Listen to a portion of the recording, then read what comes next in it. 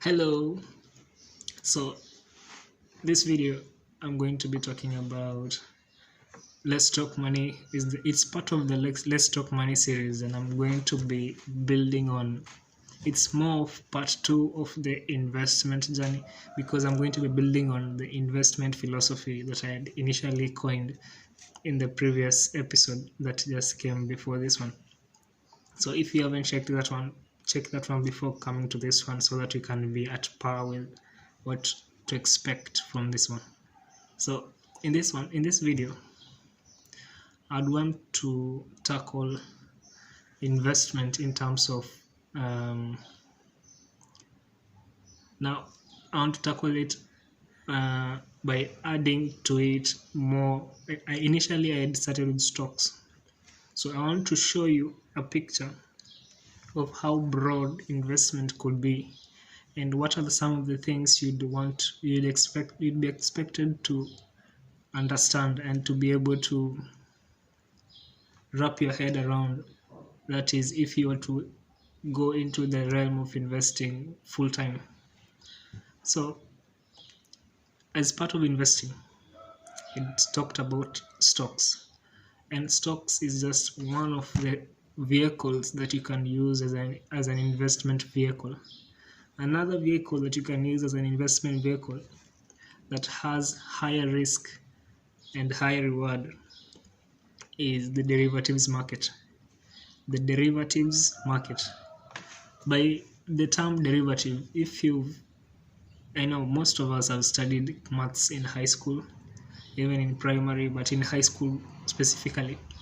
And in high school, there was this topic in maths that was called calculus. And in calculus, there is this topic of called differentiation and integration. So just basing on the concept of differentiation that is in calculus, in high school calculus even, uh, a derivative, let's say, I'd want to explain it in a rather clear way to almost anyone, not just people who are mathematicians. A derivative, it's let's say you have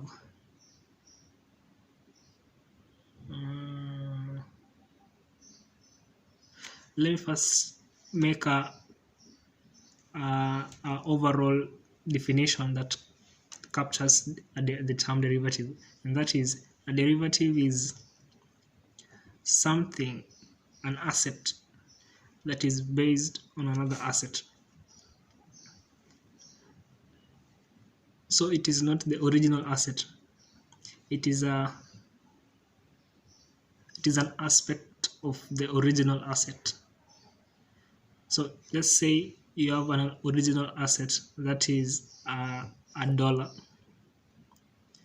If you were to say you want to look at the dollar's value against the euro's value,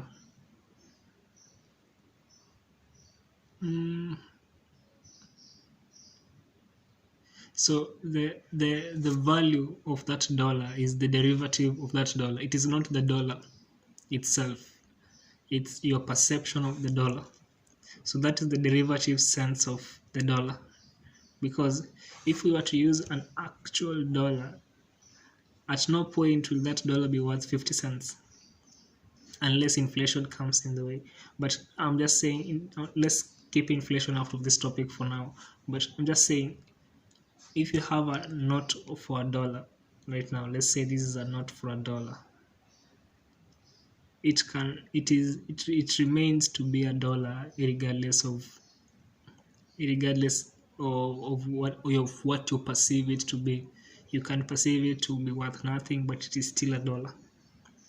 But that perception of value towards this dollar, that is a derivative of this dollar.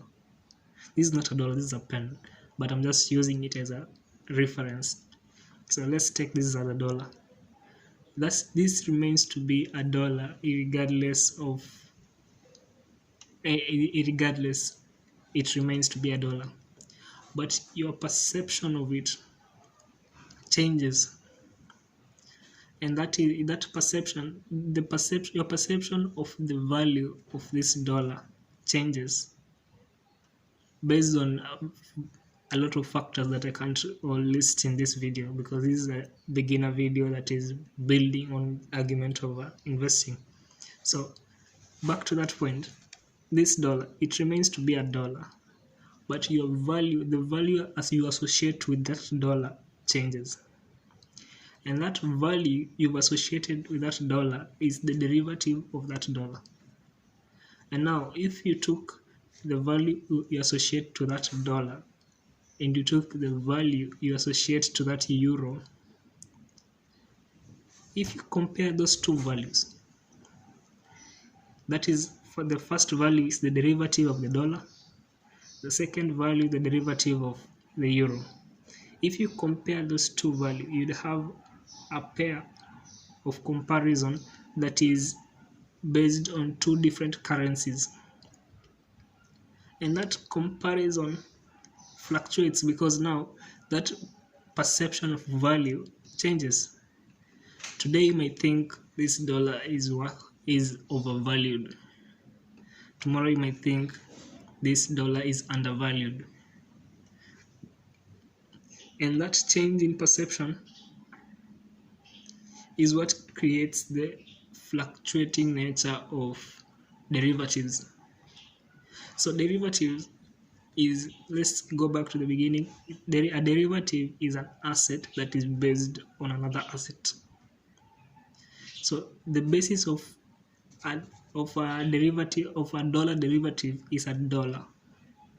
It's an actual dollar currency, the actual dollar currency, and the derivative of that is a dollar derivative, that is your value perception of the dollar, that is the derivative of the dollar, that value you perceive of it. Because remember, everything is about perception. There's this saying that goes, we might have the same view but different sides. We might have the same site but different views of the same site. Yeah, I think that's better said. So the site is the same, the dollar is the same, but our view of that dollar is not the same. And that's the value we've associated with that dollar. So that is the derivative of that dollar. I think that point is clear. And now, take all the currencies that exist in the world, all the major currencies, that's the dollar, euro, pound, yen, Australian dollar, take all of those. Now, those are the currencies that exist, yes? Now, the perception of people on earth of these currencies is different. We have almost a trillion, and you have billions of people on earth. And now, if all these billions of people were to give an opinion of what they think about the dollar, what they think about the euro, what they think about the yen, that conflicting perception of it, that conflicting perception will overall create a fluctuating nature of that original asset, not the original actually, but the derivative, the value perception, the derivative of that original asset. Let's say everyone's attention was to be focused on the euro and the USD, and now their value perception of the euro and the USD, now that's the derivative of euro USD. The derivative of the euro, that is the value they perceive of euro. The derivative of USD, that's the value they perceive of USD. And that pair euro USD, that is the derivative of euro and the derivative of USD in relative comparison. That relative comparison of the two will now be where you would be able to see what those billions of people think of euro and they think of USD as a compared pair. Yeah. Now, that is the derivatives market. And there are so many combinations. You can have Euro USD, AUD USD, Euro GBP. That is, you can have so many combinations. And these different combinations represent different assets, as the original asset is as it is, but the derivative can be combined for you to have different comparisons. Take over class. And actually, this metaphor might be more relatable. Remember when you're back in high school and you had several subjects that you're doing, and the performance you had on each subject, and now take the performance you had on each subject, and then remember your desk mate who used to sit next to you, and then remember the performance they had on each subject. Now, the subject is the original asset. The performance you have on that subject is the derivative of that subject with respect to you. Let's say maths, I had an A. Now, with maths having an A, so maths is the original asset. My performance in maths is the first derivative. Is the first derivative of that asset, maths. Now, if I was to take my performance of maths and I was to compare with my desk mate's performance of maths, that will be comparing my derivative of maths, that is what represents my performance in maths, my derivative, and I'll be comparing it with my desk mate's derivative of maths, that is my desk mate's performance with regards to maths. And that two comparison will be a derivative. It is not the actual mathematics. Mathematics is as it is, but our performance is what we are comparing. And that is the derivatives of mathematics. I think that makes it it's a learning process. It's not it doesn't take, it takes time to fully understand what I'm saying, but if you give it time, it will get it. And the derivatives now when you say you're an investor, you'd want to invest in the derivatives market. So what that will look like investing in the derivatives market, it will be like you have set out to invest. So first of all, you have to identify a suitable broker. A broker, in this sense, is somebody that will give you the access to these derivatives. Somebody that will give you access to the different derivatives they are able to access. Different brokers have different access. A certain broker might be able to access 20 pairs of currencies that are being compared, say 20 different pairs. A pair is 2, so 20 pairs of currencies. Another broker might be able to access that 20 pairs plus futures. Another broker might be able to access that 20 pairs plus futures plus stocks plus indices. Another broker might be able to access that CFD, the pairs plus CFDs plus stocks plus all these are derivatives. But in each section of the derivatives, that is, we have the currency derivatives, which I've explained. We have the futures derivatives, which I've not explained yet. We have the CFD derivatives, which I've not explained. We have the indices, we have the all these are derivatives. But now this leads me to my next point, and that is in the derivatives market, you need a sort of framework of understanding for you to be able to interpret what the market is telling you and formulate what you want to tell the market. and that is the sort of communication channel that you need.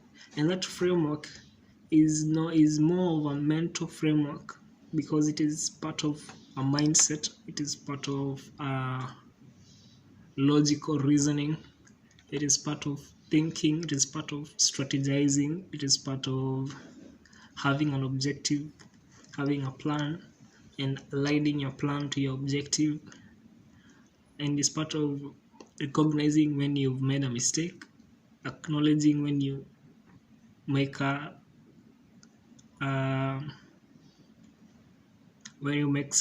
good decision, and trying to make more of good decision and less of mistakes cumulatively, because that is what constitutes profitability. And that framework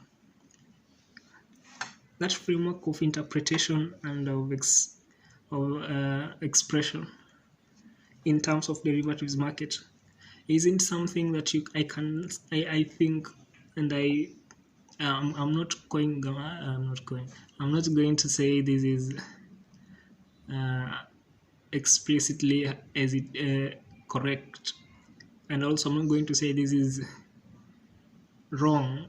I'm just saying this is an idea, and that is part of being an investor, because you have to acknowledge everything as a possibility and not everything as the law, because if you take it as the law, then you risk being biased, and if you risk being biased without acknowledging that you are being biased, then the results you might get might not be what you expect to get.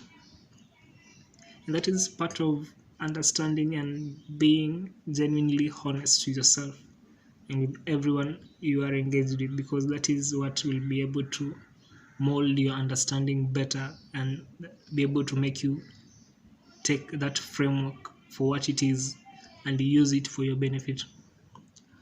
And part of understanding the framework is reading most of the market reports, reading most of opinions by other traders, evaluating other traders' strategy, watching YouTube videos of other people explaining how they go about making their trades, how they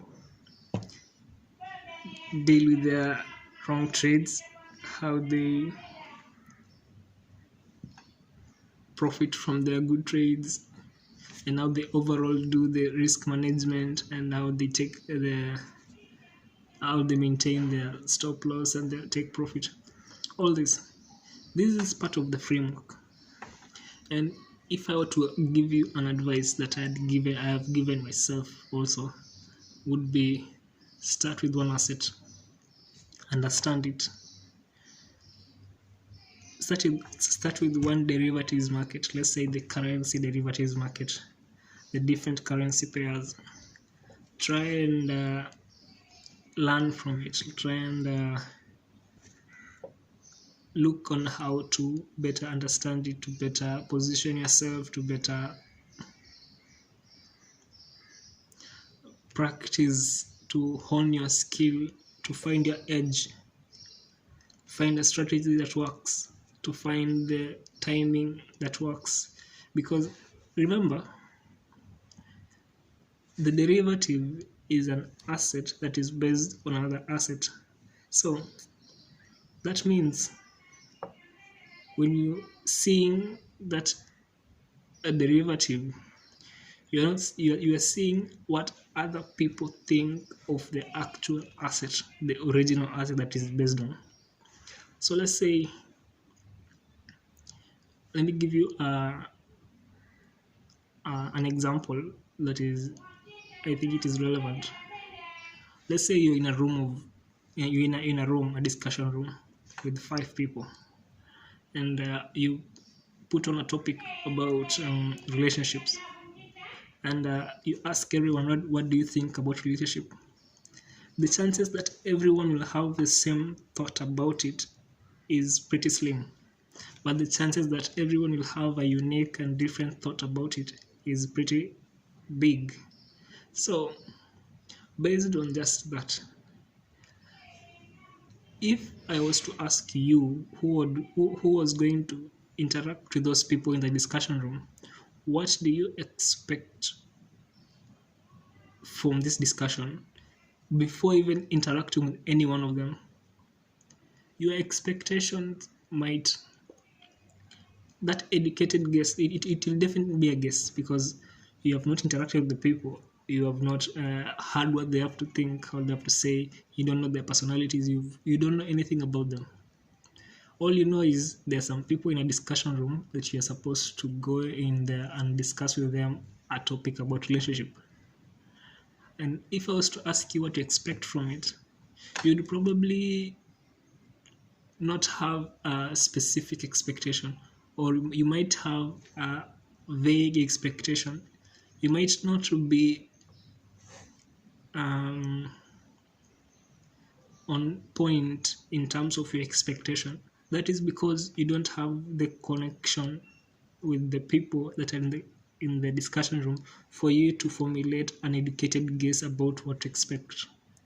But if you had interacted with them initially, you know their names, you know what their careers is, you know their background, you know most about them.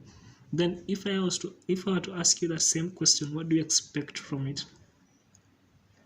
You'd be able to offer an educated guess because you know the audience, you know them as the people who are in the discussion. You might not know the topic and how they perceive it, but you know the people that are going to discuss in that discussion room.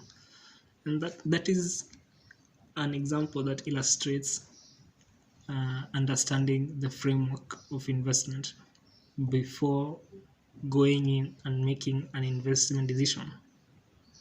And that is with regards to not just the derivatives market, also the stock market. You can't just go buying anything. You have to understand what you expect from it, what's the framework of interpreting the results you get from it, because that is what will help you make an educated guess. Because at the end of the day, nobody knows the future. The future is abstract to everyone, including me. And that is the best I can do. The best I can do is make an educated guess about what to expect from the future.